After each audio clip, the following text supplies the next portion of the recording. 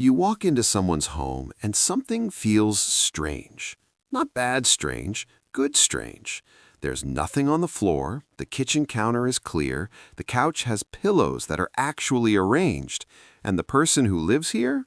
They're not a clean freak, they're not uptight, they're completely normal.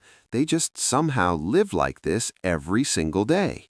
And you're standing there trying to figure it out because you've tried this. You've had the clean apartment. Usually lasts about 4 days. Then one dish stays in the sink overnight, then the mail pile starts, then the chair becomes a clothing rack again, and just like that, you're back. So what is actually different about these people? It's not what you think. Here's the first thing most people get wrong. They look at someone with a clean home and assume that person has more willpower, more motivation, more free time. None of that is true.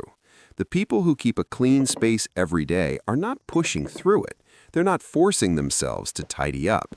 They're not running on some extra energy that you don't have. Their brain is simply working differently. And the difference has nothing to do with who they are as a person. It has everything to do with what their brain has learned to connect with a clean space. Your brain is always working, even when you think you're just sitting on the couch scrolling. Every item out of place, every pile that shouldn't be there, every dish that's been sitting since yesterday, your brain notices all of it. Not on purpose, you stop seeing the mess after a while, but your body never stops reacting to it.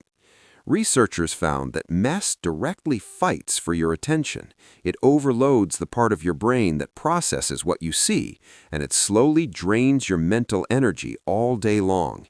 You're not just living in a messy room, you're living in a room that is constantly, quietly pulling at your focus. That's why you feel tired in a messy space, even when you haven't done much. That's why it's harder to think, harder to relax, harder to feel like things are okay. Flip it around. When your space is clean, your brain stops looking for unfinished things. It relaxes. It actually gets to rest. People with clean homes aren't just more organized, they think more clearly, sleep better, and feel calmer through the day.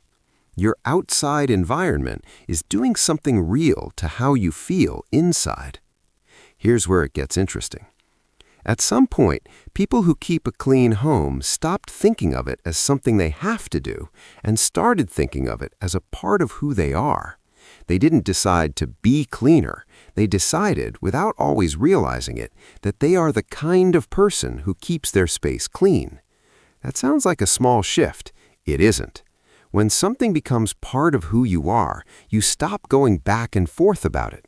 You don't lie in bed wondering whether to wash the dishes tonight, the same way you don't wonder whether to brush your teeth. It's just what you do, because it's just who you are.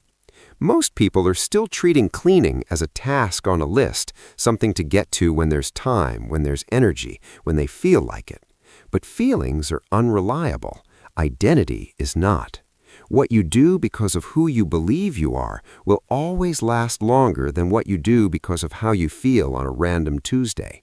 You've probably noticed this. Something goes wrong, a hard conversation, a bad day, an anxious night, and suddenly you're cleaning your kitchen at 9 p.m. That's not random, and it's not running away from your problems. Psychologists call it behavioral activation. When your mind is stuck, anxious, overwhelmed, going in circles, your body needs a way out. Sitting still keeps you stuck, but doing something physical, something with a clear start and a visible end, gives your brain a way to release that tension. You clean the counter, you put things back where they belong, and something in you calms down. People who clean every day figured this out without reading a single study about it. They learned through experience that cleaning their space does something to how they feel. The order outside creates order inside. And once you feel that clearly enough, cleaning stops being something you avoid and becomes something you actually want to do. It's late. Long day. You're tired and your head is still full. You spend 10 minutes cleaning up. You wipe down the kitchen, you put things back, you leave the space exactly how you want to find it tomorrow. And something changes. Your brain says, done, handled, time to rest. That's not a cleaning routine. That's a signal you're sending yourself that the day is over and things are okay. It's one of the most overlooked mental health habits that nobody calls a mental health habit. Your home is not just where you sleep and eat. It is a message you send yourself every single day. When you walk into a clean space, something in you responds. You feel like someone who has things together. You feel capable, and that feeling grows.